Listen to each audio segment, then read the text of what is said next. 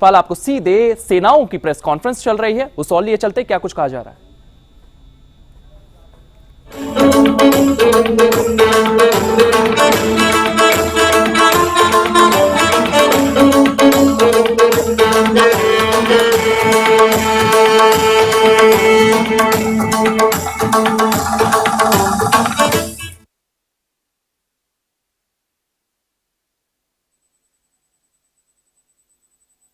Good evening, ladies and gentlemen.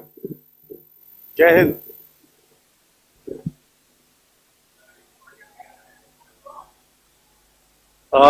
Welcome to this special press conference on Operation Sindoor. We will begin with opening statements by the three senior officers to my right here, who have been directly overseeing operations during Operation Sindoor. We have Lieutenant General Rajiv Ghai, Director General Military Operations, who will cover the aspects related to land domain.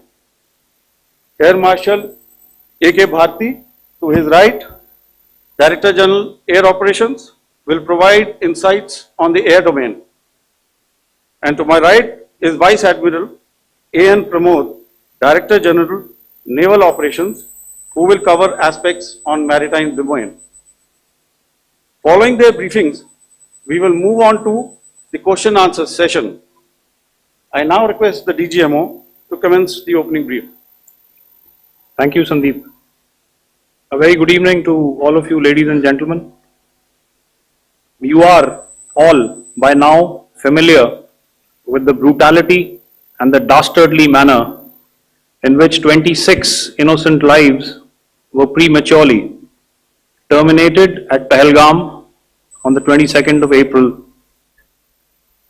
When you combine those horrific scenes and the pain of the families that the nation witnessed with numerous other recent terrorist strikes on our armed forces and defenseless civilians, we knew that the time had arrived to make yet another compelling statement of our resolve as a nation. Operation Sindoor was conceptualized with a clear military aim to punish the perpetrators and planners of terror and to destroy their terror infrastructure. What I do not state here, of course, is the often stated determination of India and its intolerance to terror. It set into motion a very diligent and microscopic scarring of the terror landscape across the borders and the identification of terror camps, and had preemptively been vacated, fearing retribution from us. There was also a term of reference and our own binding self-imposed restriction to target only terrorists and thus prevent collateral damage. There were 9 camps that you are now all familiar with, which were confirmed by our various intelligence agencies to be inhabited. Some of these were in POJK, while there were others that were located in the Punjab province in Pakistan. Nefarious places such as Muridke, the hub center of the Lashkar-e-Taiba, has over the years bred infamous characters such as Ajmal Kasab and the likes of David Headley. What followed was a careful scrutiny of each of these sinister locations, their layout, configuration, even the type of construction in each structure, and the terrain obtained around these. This was with an obvious intent to deduce and identify the exact vector that was required for their neutralization, as also the eyes in the sky that we would send up to ensure that we brought back evidence that we had indeed targeted what we set out to. The precise images of these engagements on that fateful and historical night have already been showcased during the first press statement on the 7th of May that was helmed by our Foreign Secretary. I have no doubt in my mind that we achieved total surprise, and those strikes across those 9 terror hubs left more than 100 terrorists killed, including high-value targets such as Yusuf Azhar, Abdul Malik Rauf, and Mudassir Ahmed that were involved in the hijack of IC-814 and the Pulwama blast. The line of control was also violated soon after by Pakistan, and the erratic and rattled response of our enemy was apparent from the number of civilians, inhabited villages, and religious sites such as Gurudwaras that were unfortunately hit by them, leading to a sad loss of lives. The Indian Air Force played a major part in these strikes by engaging some of these camps, and the Indian Navy provided wherewithal in terms of precision munitions. The Indian Air Force obviously had their assets up in the sky, and I will here request Air Marshal Bharti, the Director General of Air Operations, to detail for you the methodology that the men in blue adopted to successfully manifest this mission. Thank you, Rajiv. A very good evening, ladies and gentlemen. It indeed is a difficult time that we have to come here like this and brief you. We could have done without this, but we had no choice. As the DGMO has detailed, the event was precipitated by the dastardly act at Pahalgam. The sequence of events have already been detailed. We carefully selected the targets, and out of the 9 selected targets, the target systems that were given to the Indian Air Force were the notorious training camps at Bhavalpur and Muridke, these being further from the international boundary. Through critical target system analysis, we analyzed what was to be done to annihilate these targets and plan to engage these targets with precision air-to-surface guided munitions so as to avoid collateral damage. The modalities of planning process I will not go through at this instant. However, what I would like to show you is the results that we achieved through our targeted air strikes. Could I have the second slide, please? Yeah, change please.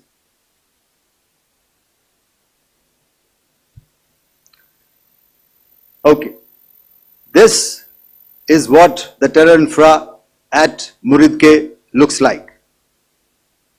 If you see, north is as indicated, and to the right is east, where the international boundary lies.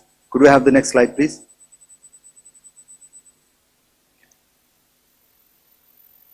Orientating. Just go back to one slide. Okay. Please have a look at this red building, the series of buildings out here, and this empty ground. Next. If you relate, the empty ground is here, and you see this is the first weapon that is impacting. This is the impact point number 1 on Muridke training camp with our precision guided weapon on early morning 7. Next please. Keep your eyes glued for the second weapon coming in and the second impact on the selected target point. Next slide please.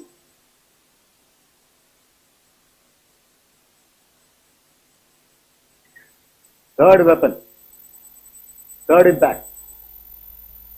Continue. And fourth weapon, fourth impact.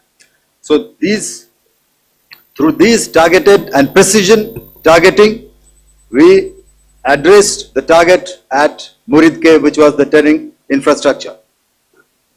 Can you hear me? All right. Okay, I'll come closer to the mic. Now we go to the next target, which is the Bhavalpur training camp. Next slide, please. Okay, just wait. So the effect, if you see, the impact point, if I can point out, this is the impact point. The ammunition has gone through the roof and it has created a blast inside, the photographs of which you would have, all of you would have seen. And the red building, after that there was this double-story building. It has been completely decimated by our precision targeting. Next, please. The target system, which was in the north, a series of buildings. I will show you how it looked. Next. Completely destroyed by our precision targeting. Next. Now coming to Bhavalpur, this is the target complex that we are dealing with, a fairly large target complex. So we had to carefully choose the points that we needed to address, which were high value and which would meet our stated objectives of eliminating the terrorists.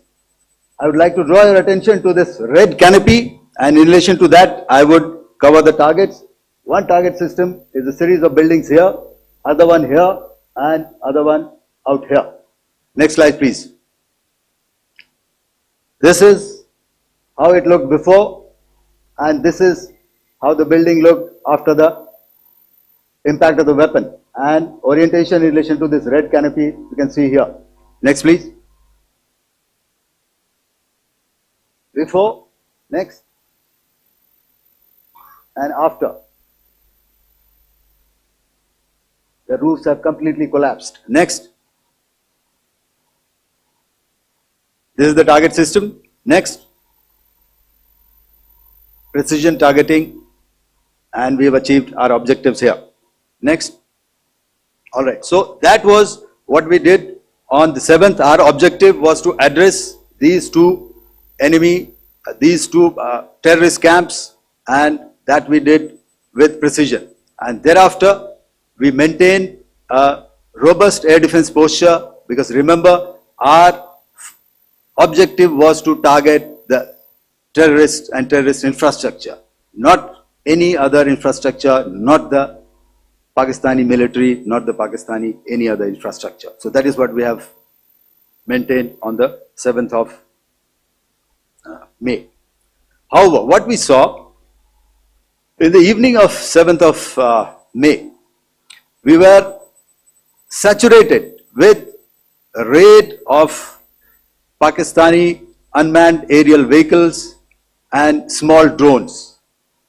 And these came in waves in our civilian areas, over our military installations, and all of them were successfully intercepted. Few of them did manage to land. However, there was not much damage that they did.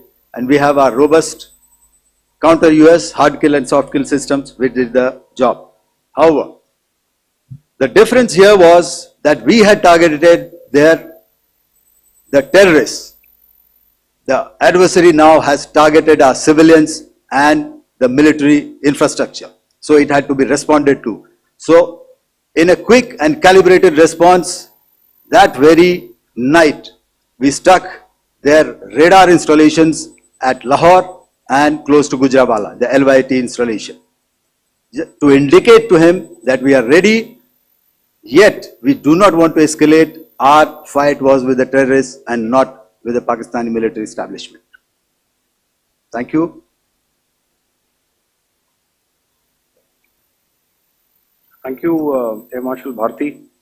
So, ladies and gentlemen, he's outlined operations not only on the night of 6th and 7th of May, when Operation Sindoor commenced, but also on the subsequent night.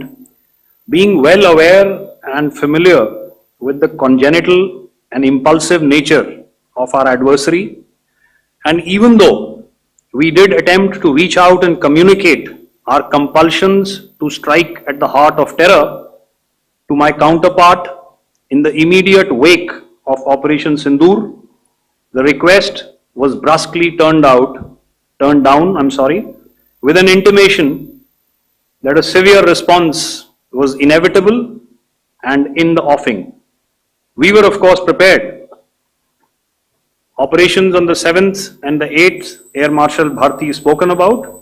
On the night of 8th and 9th of May, they flew drones and aircrafts into our airspace all across the borders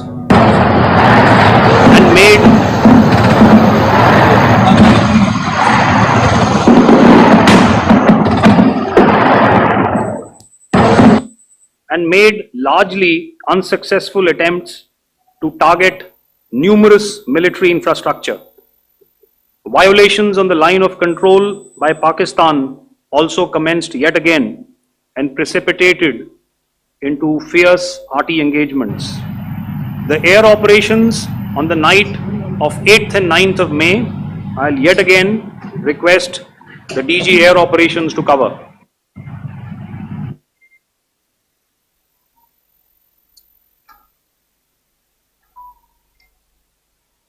So I just covered what happened on the night of 7th and 8th.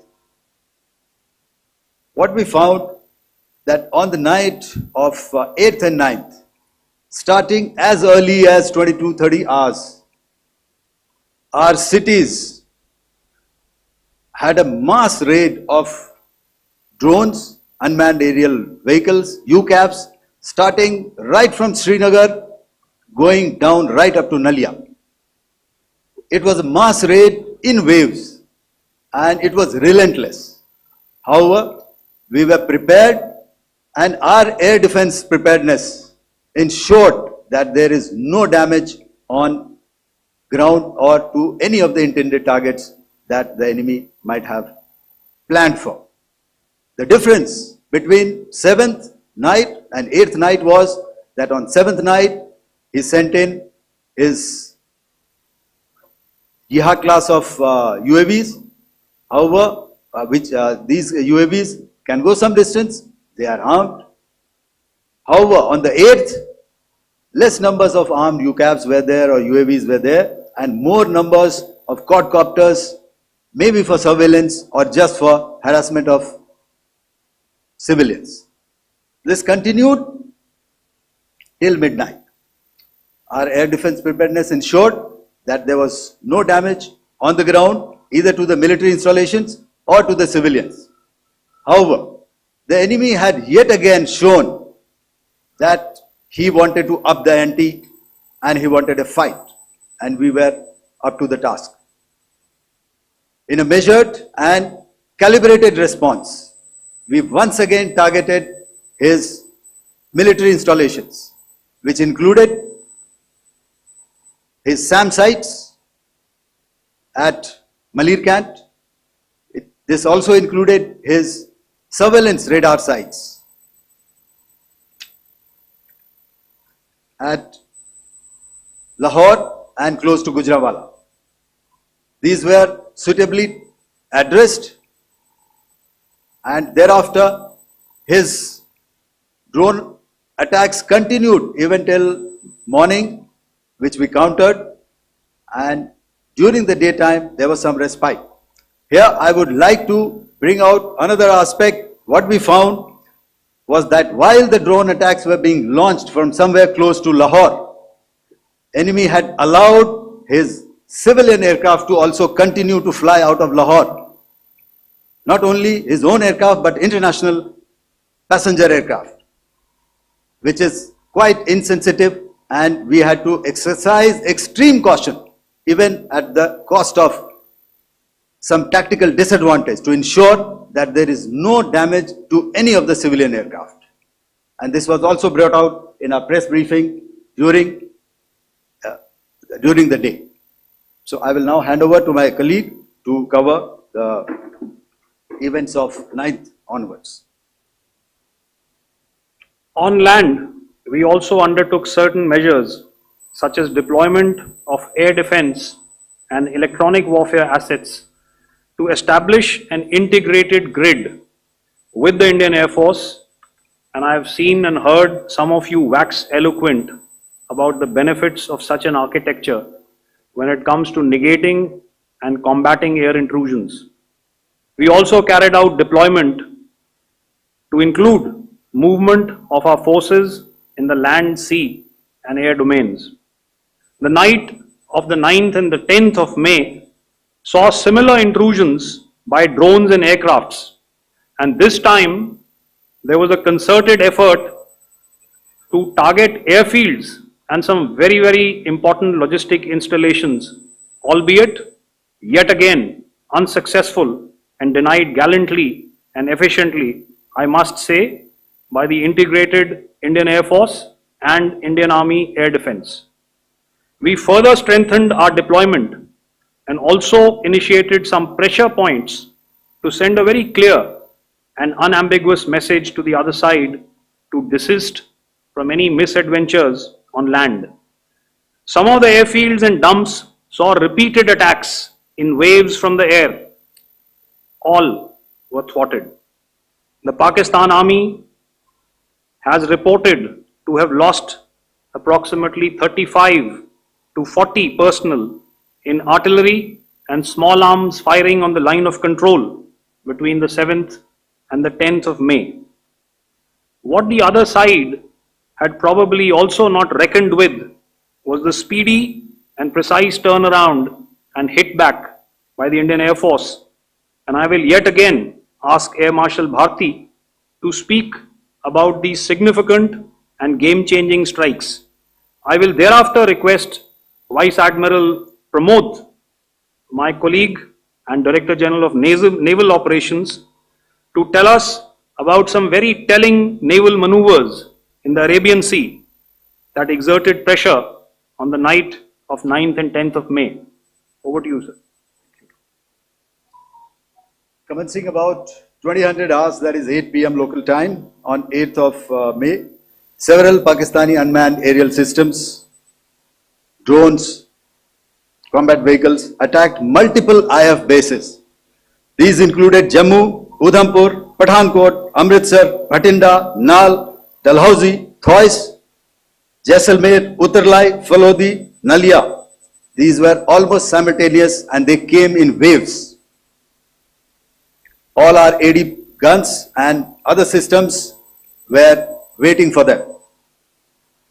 All these waves were neutralized by our trained crew using the air defense systems that they have, and also some of them were utilized using our legacy systems like Pechoras and IF Summer, which we have recently acquired, and some were neutralized by the Garud snipers. There was no damage on ground from these incursions and these mass raids, if I could call them, from the Pakistani side. However, following these relentless attacks on our air bases, on our forward positions and on our civilian targets, this was time to convey some message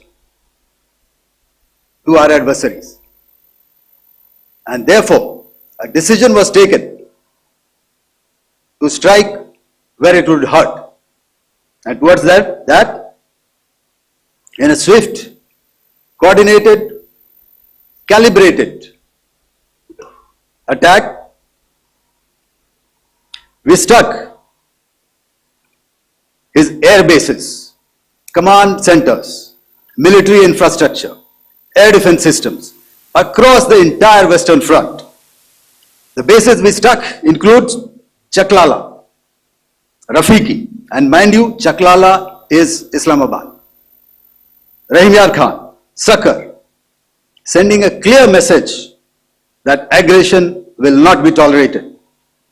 This was followed by strikes at Sargoda, Bholari, Jacobabad.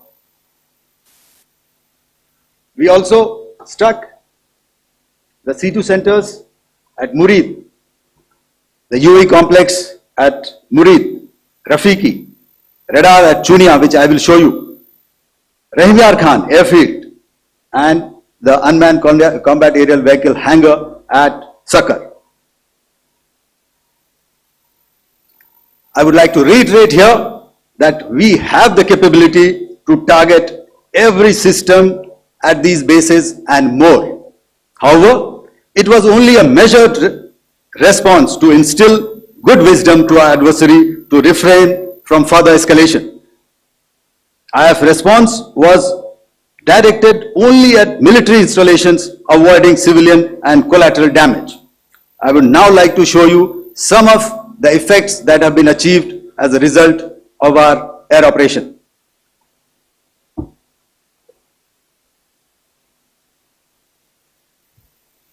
Here is the Pasroor air defense system. If you could see, zoomed up view. This is the radar mounted on a high tower. And after the strike,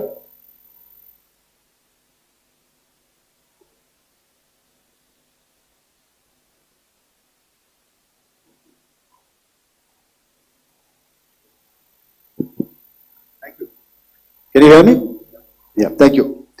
And after the strike, this is what has happened. This radar has been taken out, completely burnt. Next slide, please. The Chunia air defense radar, which was taken out on 7th and 8th. This is the radar site. A blown up photograph, once again, on a tower. Not very clear, but what you see very clearly is the after effect after we have struck. The radar head has been completely decapitated. Next slide, please. Arifwala air defense radar. In this complex, you see how it looked before, blown up image, and after really blown up. Next. Now coming to Sargoda airfield. Remember, this is one of their important airfields wherein they have a lot of assets, F-16s, other assets which they keep getting, training institutes. And we have stuck this airfield. It is not, if you zoom in here, then one impact point here on the runway and second impact point of our weapon, precision weapon on the runway. And if you see this blown up, repairing going on. Same here. Next. Rahimyar Khan. This is the area we have struck. A deep strike out here and one complex here. So this is how it looked before, and same. You see a big crater, another crater here, and this complex after strike neutralized. Next. Chaklala airfield, Noor Khan, once again a major air base, a lot of their logistic assets out here. This was the chosen complex that we intended to strike and convey a message. Next slide, please. This is how it looked before, and this is how it looked after our strike. Next. Sucker. We chose the radar site at Sucker. This is the radar site, and after it was struck, this is the aftermath, completely burnt out. Next, please. Aircraft shelter. This is how it looked before the strike, and this is how it looked after the strike. The roof of the buildings completely caved in and burnt. Next. Bholari airfield, aircraft hangar. This is how it looked before, and this is how it looked after the precision strike. Next. Jacobabad aircraft hangar, and this is how it looked after. Next. So what I'm trying to convey here, ladies and gentlemen, is to start with, our fight was neither with the Pakistani military nor with anybody else who's there on the other side. Our fight was with the terrorists. We neutralized the terrorists that we selected to be neutralized, and thereafter we only maintained the air defense posture. However, we were relentlessly pounded by waves after waves, night after night, by his UCAVs, by his drones, and by his other unmanned aerial systems. And that left us with no choice but to retaliate, and yet our retaliation was calibrated, it was graduated, and it was proportionate. Thank you.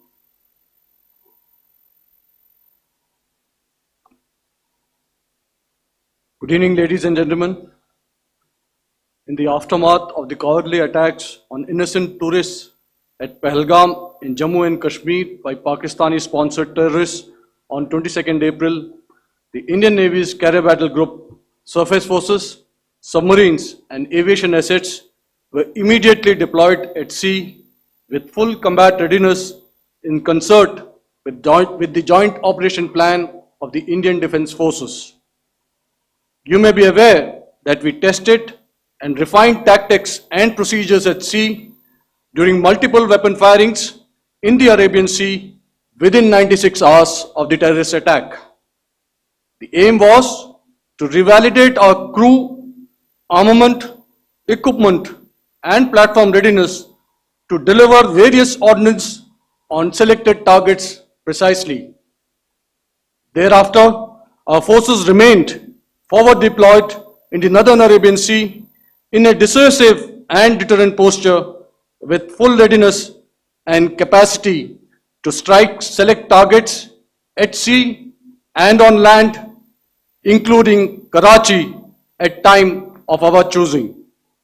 The forward deployment of the Indian Navy compelled Pakistani naval and air units to be in a defensive posture, mostly inside harbors or very close to the coast, which we monitored continuously. The Indian Navy maintained seamless maritime domain awareness throughout the duration and was entirely aware of the location and movement of Pakistani units. In effect, we had and continue to have good battle space transparency using our maritime domain awareness grid. As you are aware, our response has been measured, proportionate, non-escalatory, and responsible from day one. Accordingly, the calibrated approach considered all options, including the ability of the Indian Navy for offensive action from and at sea. As part of this escalation control mechanism, the application of force by the Navy was planned in a synchronized manner in coordination with the Army and Air Force, the highlight being teams from the three services working closely in an integrated manner. Along with the kinetic actions by the Indian Army and Indian Air Force, the overwhelming operational edge of Indian Navy at sea contributed towards Pakistan's urgent request for a ceasefire yesterday. As we speak, Indian Navy remains deployed at sea in a credible deterrent posture to respond decisively to any inimical action by Pakistan or Pakistan-based terrorists. Thank you. Samno Varna, Jai Hind. Now I'll hand over to Director General Military Operations for further proceedings.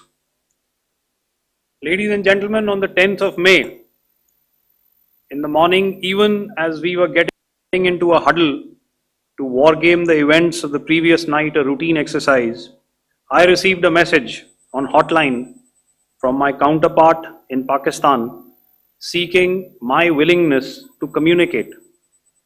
Since our initial aim was to strike at terror camps, and all our actions in the subsequent days were in response to the intrusions and violations by the Pakistan Air Force and its army, it was decided that I would indeed speak with my counterpart.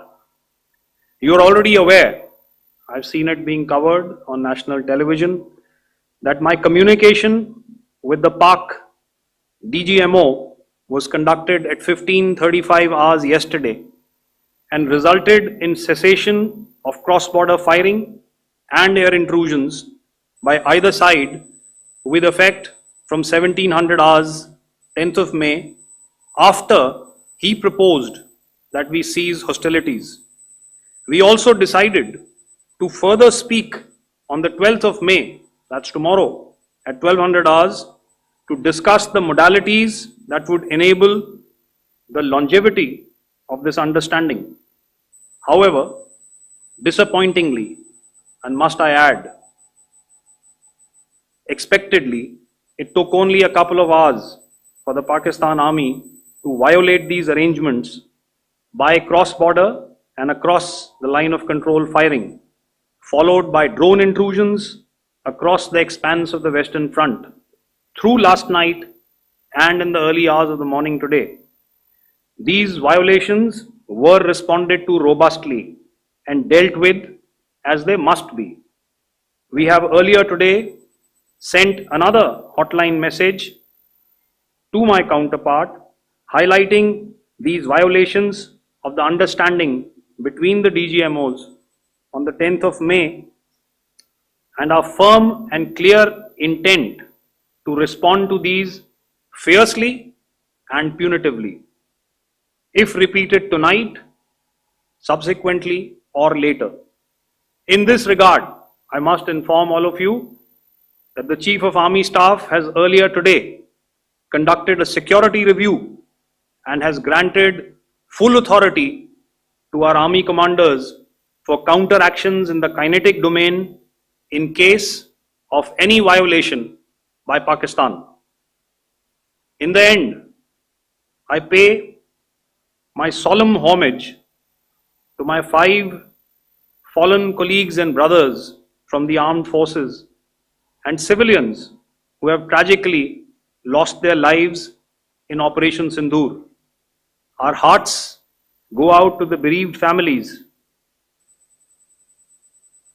and we express our solidarity to them in this lifetime and beyond, at this grave juncture in their lives. Their sacrifices shall always be remembered and spoken of in glowing terms by a grateful nation.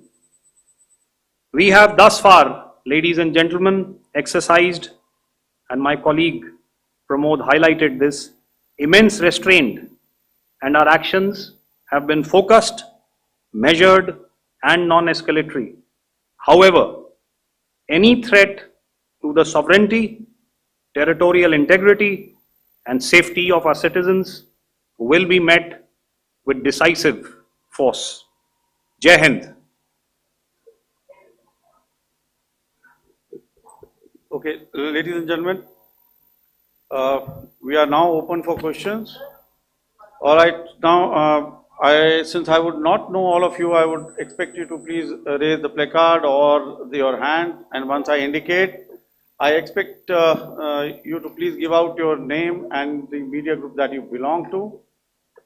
Keep your questions short so that we can take as many questions as possible. Also, ladies and gentlemen, kindly bear in mind that confidential aspects may not be answered by the 3 DGMOs. Right. I've got a lot of hands there. Let me start from the left. Left foot always in front when we start marching. So here we have to the left, okay, yeah, 238. Hello. So this is Manas Pratimhuyan from PTI, Press Trust of India. So the understanding that was reached yesterday on stopping the military operations and actions, was it for just 3 days? And what would be the cost escalation if there is violation of this understanding by the Pakistani side? And my subsequent question would be that we have a kind of ceasefire agreement with Pakistan that was finalized in 2003. So will there be some kind of similarities in frameworks between the two kind of understandings, 2003 ceasefire agreement and the current understanding on stopping military operations? And again, what are the cost that will be incurring on Pakistan if Pakistan again resorts to this kind of terrorist activities, because we have made it very clear that the cost will be very high. So I would like to have your thoughts on it. Okay, so I'll answer the latter part of the question first. I also want to add that while the initial ceasefire agreement, as you correctly pointed out, is of the 2003 vintage, but I must remind you that in 2021, in the month of February, and this was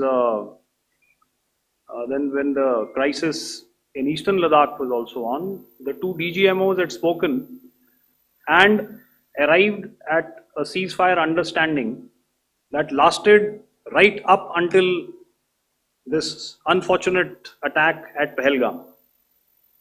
Once our Foreign Secretary had announced the decisions of the CCS in the immediate wake of that attack, he had announced certain measures, and then of course Pakistan had in turn made its own announcements. Since then, there have been certain violations of this ceasefire understanding, and of course after the 7th of May, like I pointed out during my statement, that there have been numerous violations on the line of control especially, and of course along the international boundary by the Pakistan Army and the Pakistan Air Force. This understanding that we spoke about yesterday, no, it was not for 3 days. It was first to stop aggressive and hostile activities immediately, let that order and direction settle down for about 36 hours, and thereafter discuss modalities, like I said, to ensure its longevity. That is tomorrow on the 12th of May. But unfortunately, we had a violation starting at approximately 1900 hours last night, and we've sent a communique, like I said, to the Pakistan Military Operations Directorate, and we will await to what happens tonight. All right. The cost escalation, I'll leave it to your best imagination. I've already said that the response will be fierce and punitive. Now, the right foot forward. Yeah.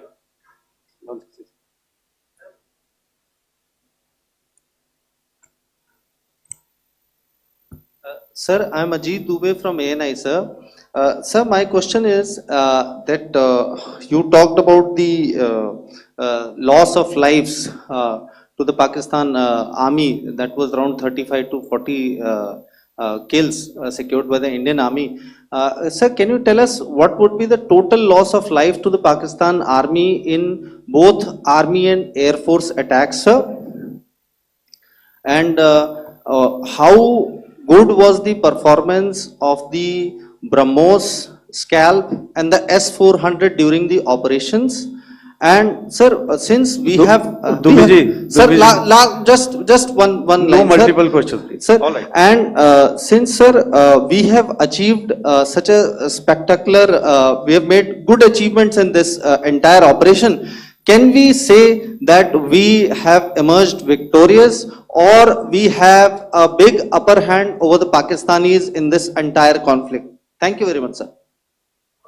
So I'll answer the question about the loss of lives on the other side. Of course, there are various means to ascertain that number.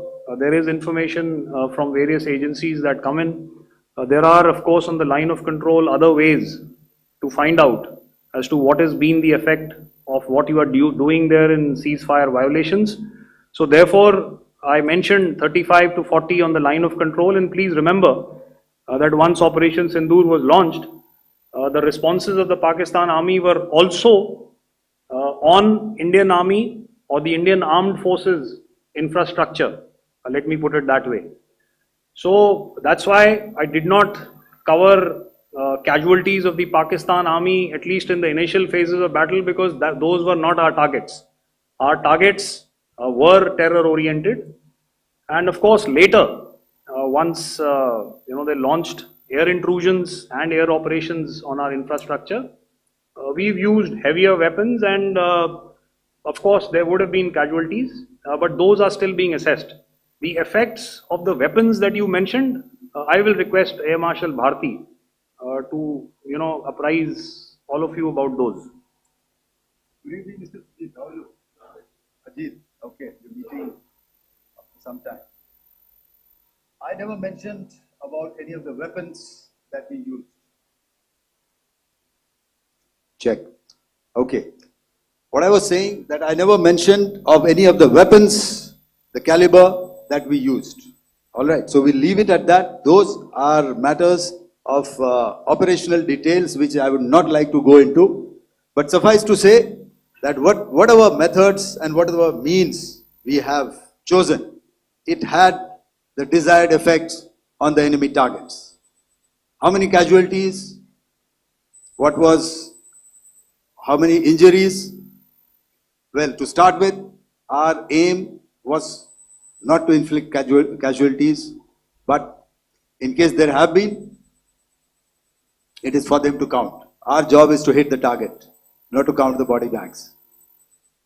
In the last part of your question, I wonder if you read out the tweet on ADGPI at midnight once we'd done what we had to in Operation Sindoor. And that's credit to my friend here on the left. Justice has been served, Ajit. That is all that I will say.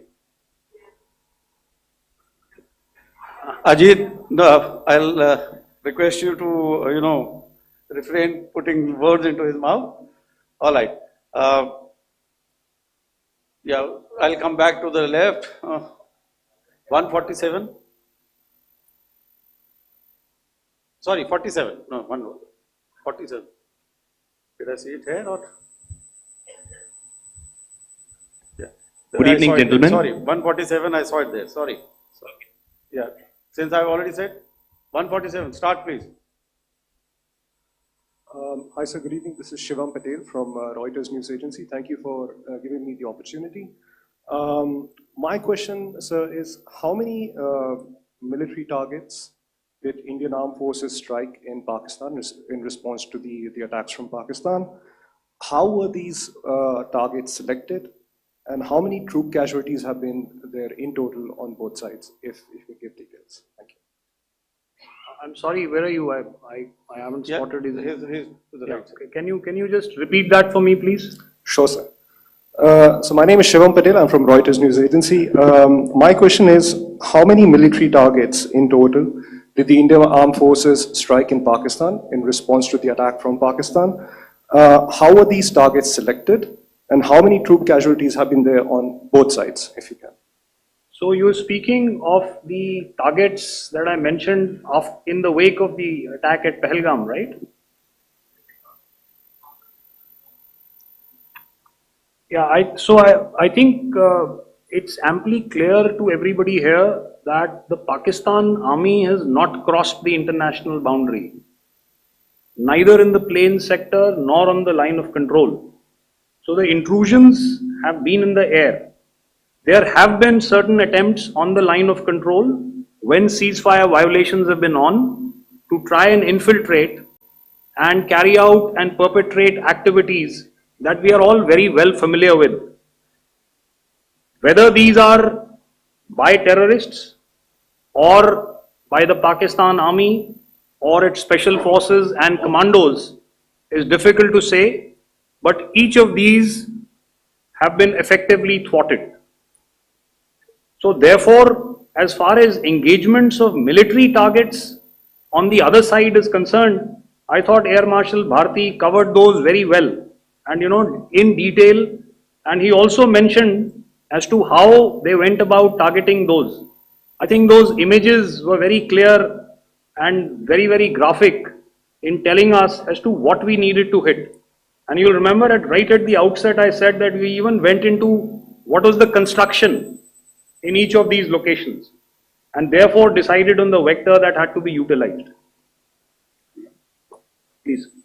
Okay, if I could add to what the DGMO has said, I have already detailed the targets. Now, whether it is X numbers or Y numbers is that is immaterial. And what damage have we inflicted? You have seen. What are the casualties on the other side? As I said, that is for them to count. As far as we are concerned, from the air defense side, if they had a choice, they would have definitely come in. They are fighters, there are more numbers of UCAVs. It is not that they did not intend to come in. It is only that our robust AD posture prevented them from coming in. So that must be known, and that must be realized by all the audience here. Yeah, I'll come to the left now, 24.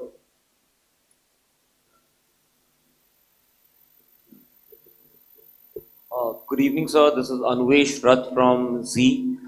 Sir, I wanted to know on the first briefing which was done by FS and two representatives from Air Force and Army, you showed a list where there was 21 places in that list. You have stuck 9.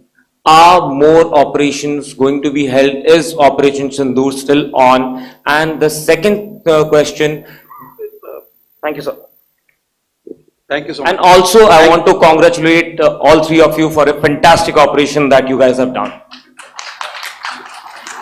Thank you so much. Thank you so much for that one question. Yeah. Sir, the question. Unfortunately, Rath, is that your name? I'm sorry. You know, as far as operational details are concerned, I'm not in a position to share those right now. But I think I'll take a cue from Pramod. You know, he said towards the end that the Indian Navy is still in a posture that is deterrent. And I have already made it very clear towards the end of what I said that it's only a couple of hours ago that the Chief of Army Staff has carried out a security review, and he's authorized our Army commanders to deal with violations of any kind from across the borders in a manner that they deem fit. So again, to reiterate, the response will be fierce and it will be punitive.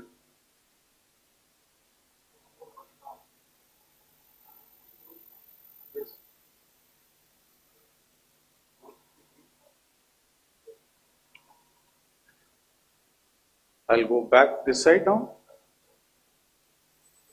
Yeah, 255. She said middle wale kya karenge? So 255. Oh, sorry. Good evening, sir. I'm Shailesh from National Defense. Please allow me, first of all, to pay my gratitude for protecting us Indians. Thank you very much. Sir, since the enemy has been talking about taking down our aerial platforms, it would be deemed fit in case we can reveal that we have taken down their fighter jets. What could be the number?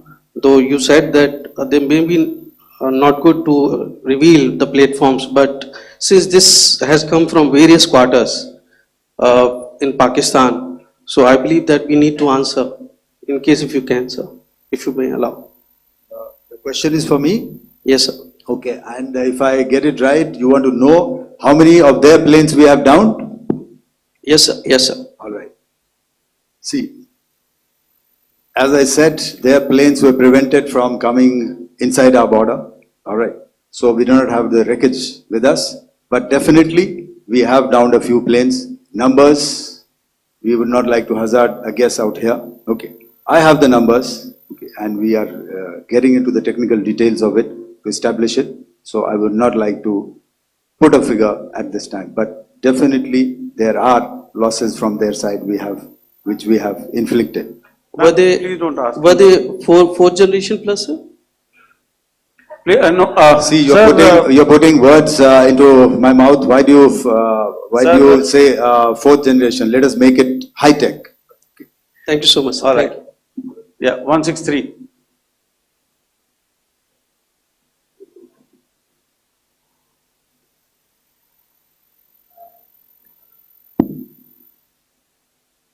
तो मैं मंजीत तेगी हूं आज तक से। मेरा सवाल ये है कि इस पूरे ऑपरेशन में जो आतंकी ठिकानों को निशाना बनाया गया, क्या नंबर्स कुछ बता सकते हैं कितने आतंकी मारे गए? कुछ नाम सरकार, मतलब कुछ नाम मीडिया में आए भी हैं जो बड़े उसके मास्टरमाइंड थे।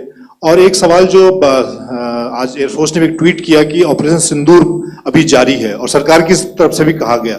और पिछली बार जब विदेश मंत्रालय की प्रेस कॉन्फ्रेंस पहली हुई थी उसमें वो लिस्ट दिखाई गई थी कि 21 टेरर कैंप आइडेंटिफाई किए गए हैं। तो क्या जो बाकी बचे हुए टेरर कैंप उन पर भी कार्रवाई होगी? और एक नंबर अगर आप बता पाएं कितने टेररिस्ट मारे गए? Manjeet ji, 3 questions. The third one has just been asked here before. So 21 this thing. So I'll request the first to be answered so that we have more number of people who can ask. Manjeet, जब मैंने statement दिया तो मैंने शुरू में ही कहा कि जैसे ही ऑपरेशन सिंदूर कॉन्सेप्चुअलाइज हुआ तो हमारा जो पीछे की कार्रवाई होती है, स्पेड वर्क और टारगेट्स को आइडेंटिफाई और एनालाइज करने की कार्रवाई शुरू हो गई थी। मैंने जब स्टेटमेंट दिया तो मैंने बताया कि बहुत सारे थे, हमने 21 दिखाए होंगे और भी हैं, लेकिन वो लिस्ट फिल्टर करते करते 21 तक पहुंची। अब क्या आगे एंगेज किए जाएंगे? अगर जरूरत पड़ेगी तो जरूर एंगेज किए जाएंगे, लेकिन मैंने बताया कि इस समय जो इंट एजेंसीज ने हमें बताया कि फलाने कैंप में प्रेजेंस है, हमने उनको एंगेज किया। कुछ नाम मैंने लिए, कुछ नाम अभी पुख्ता किए जा रहे हैं। मैंने आपको बताया कि जो इंट एजेंसीज ने अभी तक असेसमेंट किया है उसमें उन्होंने कहा है कि तकरीबन 100 से ज्यादा मारे गए हैं।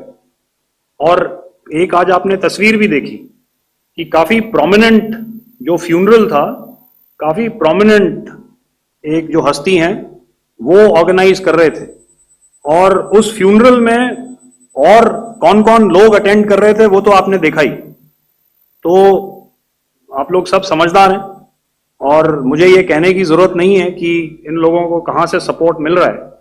अगर नहीं मिल रहा होता तो ऑपरेशन सिंदूर नहीं होता, तो उसी की वजह से है ये ऑपरेशन। तो मेरे ख्याल से मैंने आपके सारे सवालों का जवाब दे दिया है। Ma'am. Sir, next is from 17. Sir, मेरा नाम अंजू निर्वाण है, TV9 भारतवर्ष से।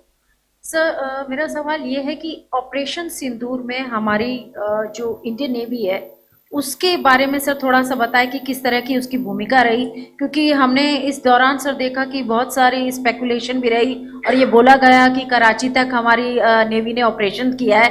तो सर इस पे थोड़ी सी क्लैरिटी चाहिए। और सर हमने कौन कौन से फाइटर एयरक्राफ्ट डाउन किए हैं, अगर उसका भी थोड़ा सा क्लैरिटी मिल जाए तो अच्छा रहेगा। तो मैं आपका पहले सवाल का जवाब दूंगा। I will make few sentences and leave it for your imagination. First of all, as I mentioned, we have quantitative and qualitative edge to deliver a massive blow to adversary, and we completely dominate in the maritime front.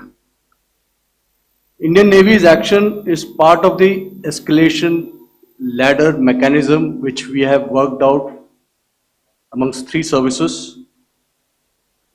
This time, if Pakistan dare take any action, and Pakistan knows it, what we are going to do. That's all. आपके सवाल का जवाब मैं पहले दे चुका हूं। आपके सवाल का जवाब मैं पहले दे चुका हूं, इसलिए मैं बस उस तक ही सीमित रखूंगा और इतना कहना चाहूंगा कि आने वाले दिनों में आपको खुद ही पता चल जाएगा और ऐसी बातें छुपी नहीं रहती हैं, तो पता चल जाएगा। So at this time we'll just let it be. Okay, ladies and gentlemen, we have 1 or 2 more questions, sir. So, please, they are going to be outside. You can speak to them there also. 104. 104.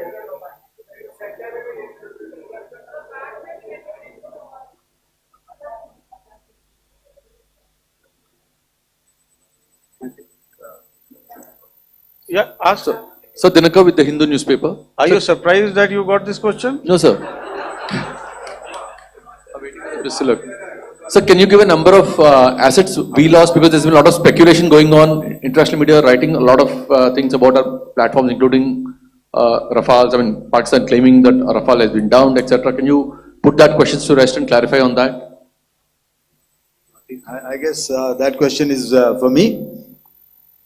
All right, I'm happy that you've asked this question. You know, we are in a combat scenario, and losses are a part of combat. The question that you must ask us, okay, and indeed that we must ask ourselves, you inclusive, is, have we achieved our objectives?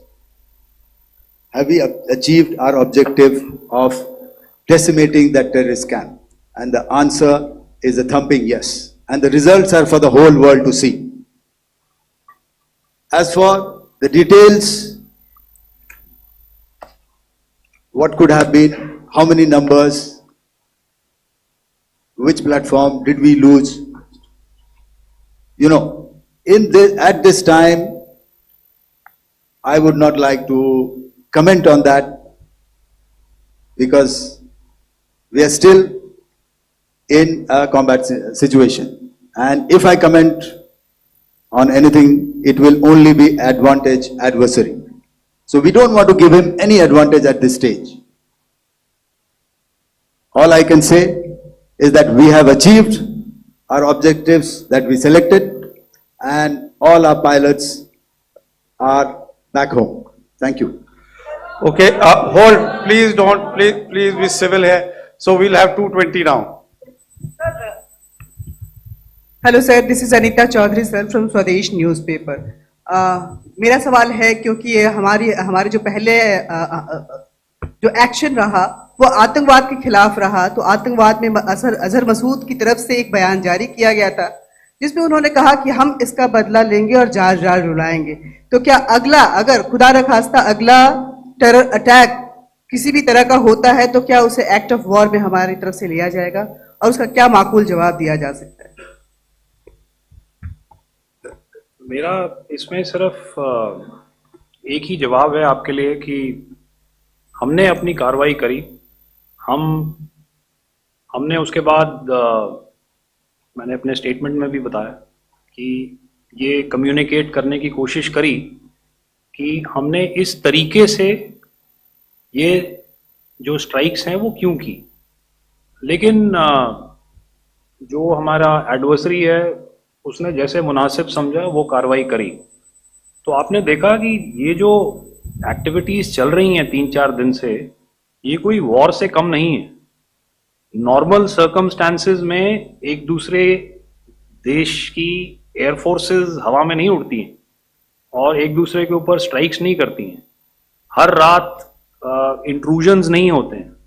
Line of control पर cease fire violations, आपके एक साथी ने सवाल पूछा था शुरू में, एक सीज फायर अंडरस्टैंडिंग था, वो भी जा चुका है। उस सीज फायर अंडरस्टैंडिंग के जाते जो फायरिंग हो रही है लाइन ऑफ कंट्रोल में, उसमें घुसपैठ की कोशिश हो रही है। आमतौर पर ये घुसपैठ लाइन ऑफ कंट्रोल में टेररिस्ट करते हैं, लेकिन हमें इंफॉर्मेशन है कि हो सकता है ये पाकिस्तान आर्मी की टोलियां भी हों जो हमारे पोस्ट के ऊपर खामी पहुंचाने की कोशिश कर रही हैं। तो ये सारी एक्टिविटीज तो वॉर में शामिल हैं। तो ये कहना मुश्किल है कि आगे क्या होगा, वो स्पेक्यूलेटिव जोन में आ जाता है और मैं स्पेक्यूलेट नहीं करना चाहता। हर एक सिचुएशन अलग होती है और उससे एक तरीके से डील किया जाता है। सर मैं एक सवाल इसका मैं जवाब देना चाहता हूँ, एक मिनट। सो जो मिलिट्री होता है, our main job is to prevent war and maintain peace and stability. So it is not that our response is a graded response. That means अगर किसी ने किया तो उसको graded उसमें किया, जैसे टेररिस्ट एक्शन हुआ तो what we did is a terrorist action and we destroyed all the terrorist camps. उसके बाद आपने देखा कि उनने थोड़ा सा कोशिश किया तो हमारे एयरफोर्स एंड आर्मी ने क्या किया, तो मिलिट्री टारगेट्स हैं उनको उनके ऊपर थोड़ा।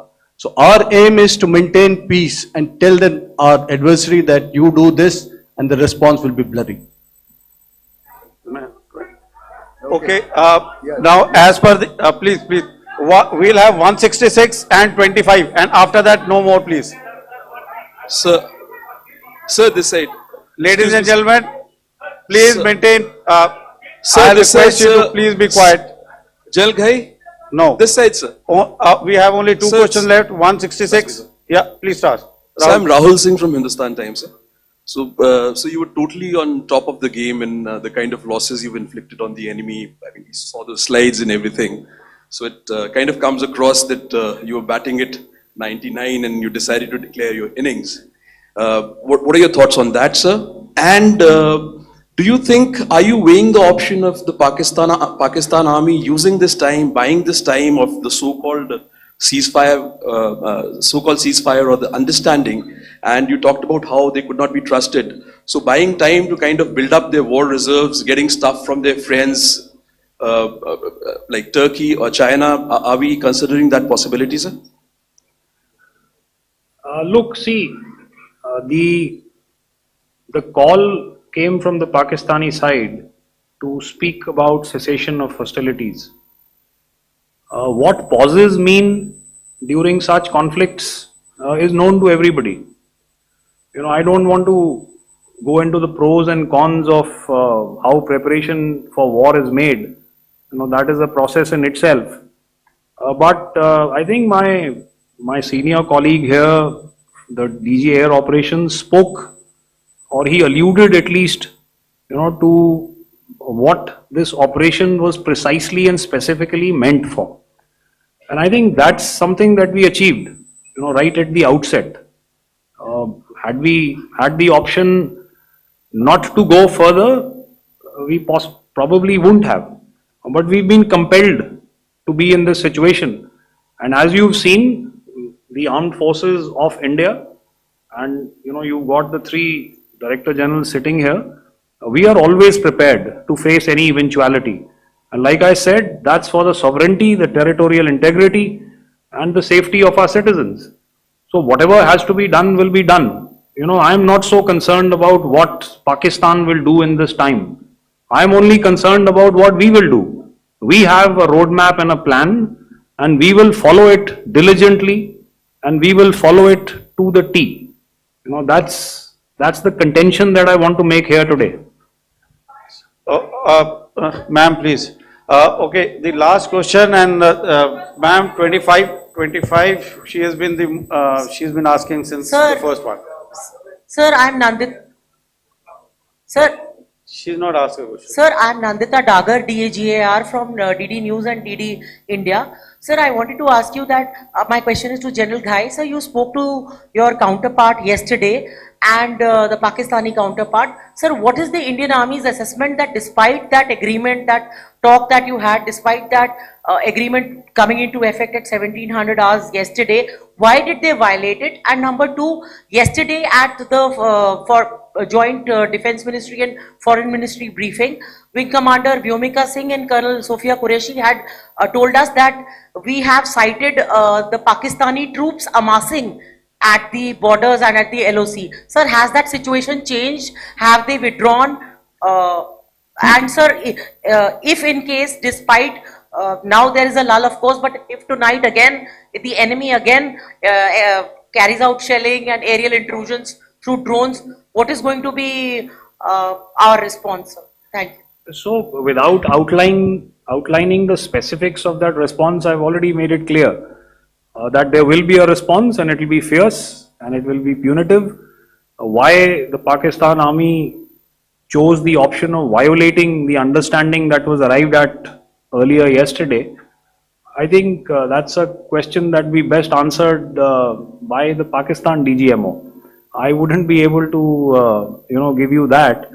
But, in situations such as these, and if you go back into any conflict, sometimes these understandings take time, to fructify and manifest on ground. But without, getting into the reasons, it is our mandate to be prepared at all times, and that we were. It's not as if because there was an understanding we weren't prepared. I must tell you that the armed forces were on a very, very high alert, and they continue to be in that state even as we speak. All right. Ladies and gentlemen, please, ma'am, please. Okay, thank you so much for coming today. Those who have missed asking a question, those who have missed, see, I knew I'll grab this attention from you like this. Those who have missed the opportunity to ask a question can give me a written one. I will definitely get back to you with that. And also, they are they are invited for a cup of tea in my office day after tomorrow. Thank you, ladies and gentlemen, for coming. Thank you. Thank you very much. Jai Hind. Jai Hind.